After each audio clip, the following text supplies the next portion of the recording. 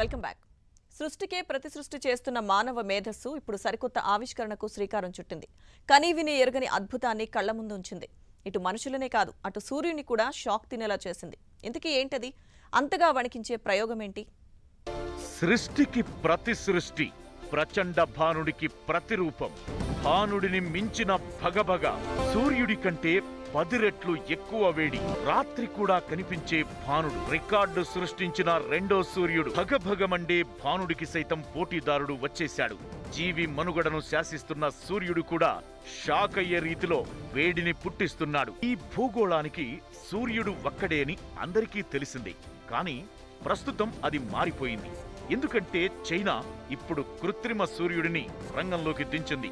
కొన్నేళ్ల క్రితం చైనా ఈ విషయాన్ని చెబితే కేవలం మాటలే అనుకున్నారు చాలా మంది.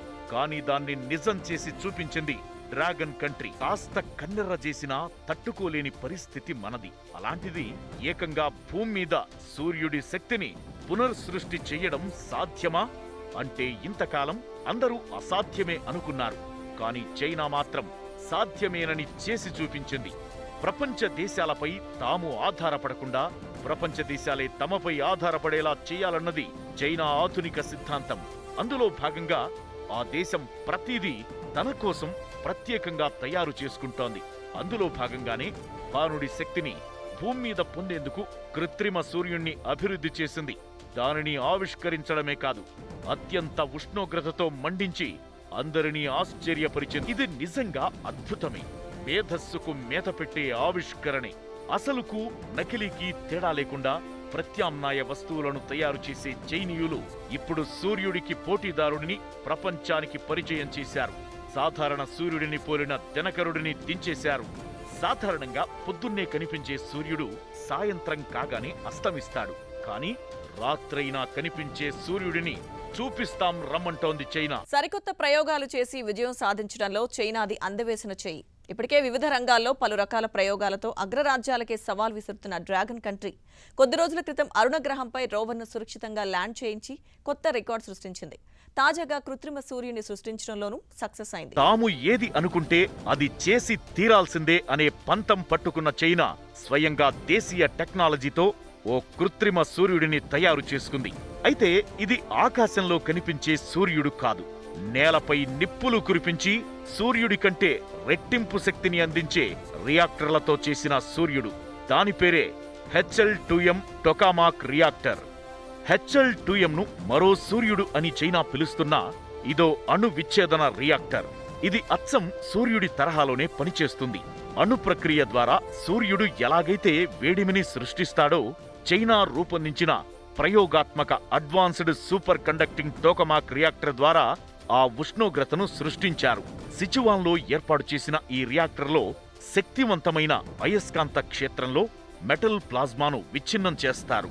ఈ సందర్భంగా 15 కోట్ల డిగ్రీల సెల్సియస్ శక్తి రిలీజ్ అవుతుంది. సూర్యుడి పరమాణు కేంద్రంలో అత్యధిక శక్తి ఉంటుంది. అందులోని అణువులు విచ్ఛిన్నమైనప్పుడు భారీ శక్తి ఉత్పత్తి అవుతుంది. చైనా తయారు చేసిన ఈ రియాక్టర్ కూడా అదే విధంగా పనిచేస్తుంది.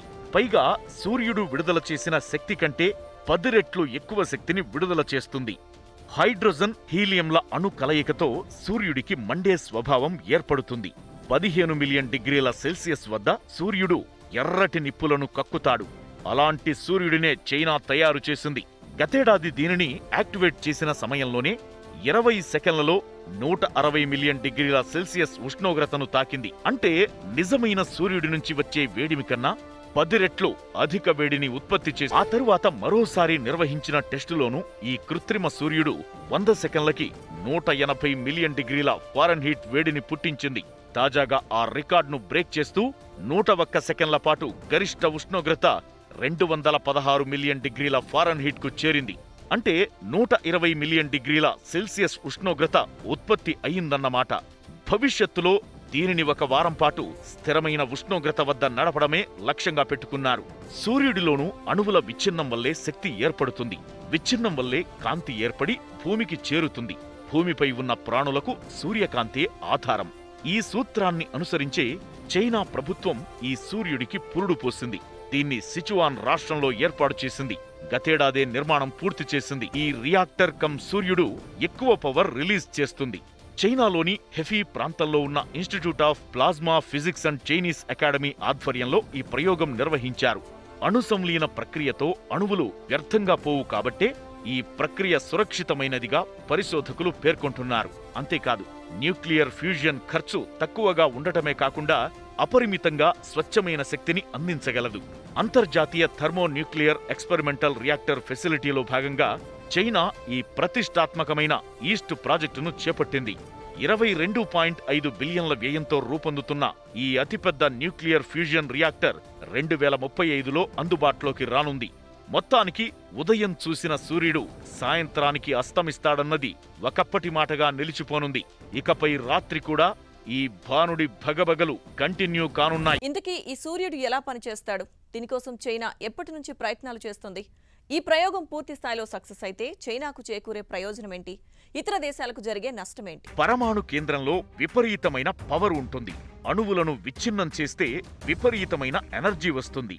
ఈ రియాక్టర్లో అదే చేస్తున్నారు. ఇది అత్యంత శక్తివంతమైన మ్యాగ్నెటిక్ ఫీల్డ్ కలిగి ఉంది. దీని ద్వారా వేడి ప్లాజ్మాను విచ్ఛిన్నం చేయవచ్చు. చైనా శాస్త్రవేత్తలు 2006 నుండి న్యూక్లియర్ ఫ్యూజన్ రియాక్టర్ యొక్క చిన్న వెర్షన్లను అభివృద్ధి చేయడానికి కృషి చేస్తున్నారు. ఇంటర్నేషనల్ థర్మోన్యూక్లియర్ ఎక్స్పెరిమెంటల్ రియాక్టర్ ITERలో పనిచేస్తున్న శాస్త్రవేత్తల సహకారంతో ఈ పరికరాన్ని ఉపయోగిస్తున్నారు. సూర్యుడిలో కేంద్రక సంలీన చర్య నిరంతరం జరుగుతుండడం వల్ల శక్తి అనంతంగా జనిస్తూ ఉంటుంది. అందుకే అక్కడ ఉష్ణోగ్రత అధికంగా ఉంటుంది.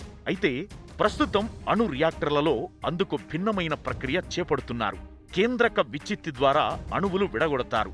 దీని ద్వారా శుద్ధమైన చౌకైన శక్తి లభిస్తుందని శాస్త్రవేత్తలు చెబుతున్నారు. అయితే ఇది ఎంతో శ్రమ, ఆపదలతో కూడిన వ్యవహారం. అపరిమితమైన స్వచ్ఛమైన శక్తి కోసం చైనా ఎప్పట్నుంచో అన్వేషిస్తోంది.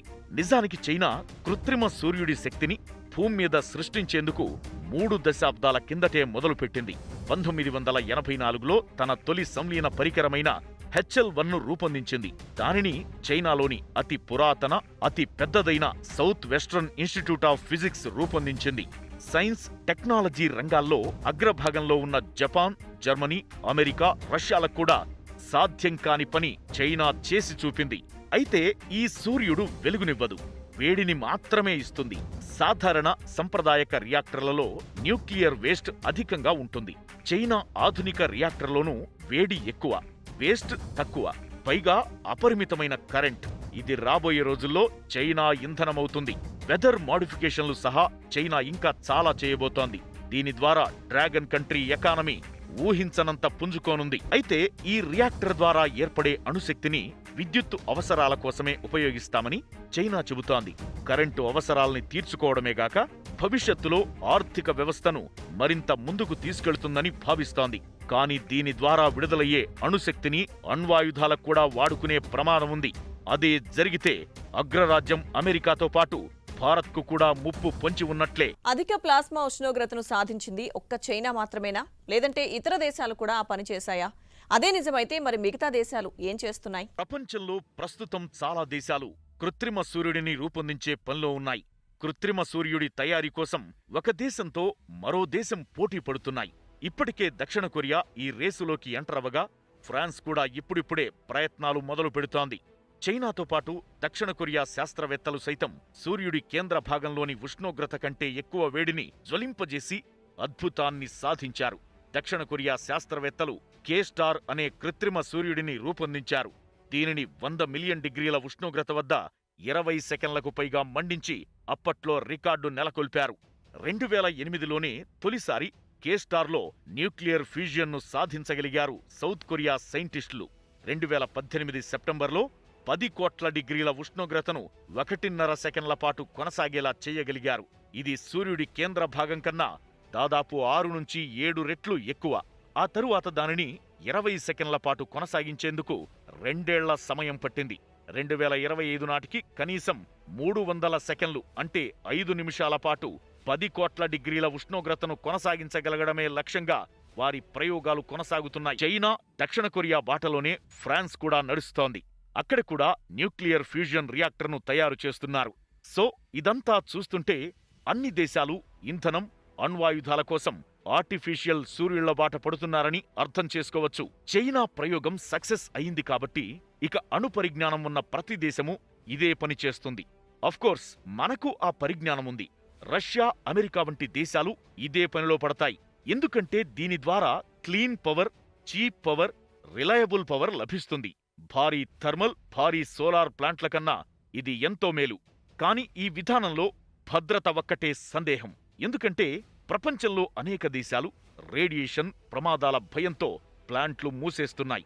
జరగరానిది ఏదైనా జరిగితే ఎలా, ఇంత భారీ రియాక్టర్ పరిస్థితేంటి అనే భయం వారిని వెనకడుగు వేయిస్తోంది. కాని చైనాకు మాత్రం అవేమీ పెద్దగా పట్టడం లేదు. ఆ దేశంలో పుట్టిన కరోనా వైరస్తో ప్రపంచం అతలాకుతలం కావట్లేదా? అలాగే ఈ రియాక్టర్కు ఏమైనా జరిగితే ప్రపంచమంతా భరించాల్సిందే. అవి విస్ఫోటనాలు కావచ్చు, అణుధార్మికత వ్యాప్తి కావచ్చు, మరింకేదైనా కావచ్చు. అందుకే చైనా చర్యలతో ప్రపంచ దేశాల్లో వణుకు మొదలైంది.